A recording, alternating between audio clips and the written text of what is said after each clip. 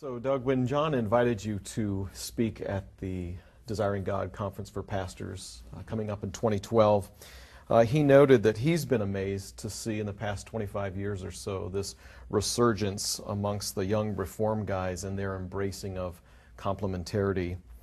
And he would not have foreseen that, a bunch of young guys, Reformed, and also concerned about biblical manhood. And he's been heartened by that, and thus we want to do this conference on it. I wonder if you have any kind of a working definition for biblical masculinity or biblical manhood as you understand it. Yeah. The working definition that I have is that masculinity is that which takes responsibility.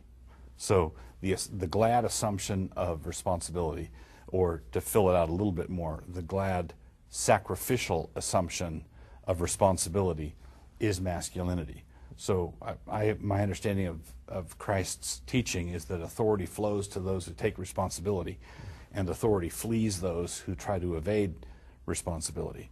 And so when men try to evade responsibility through laziness or brittle egos or whatever, however much they make excuses, authority, natural masculine authority, is running away from them.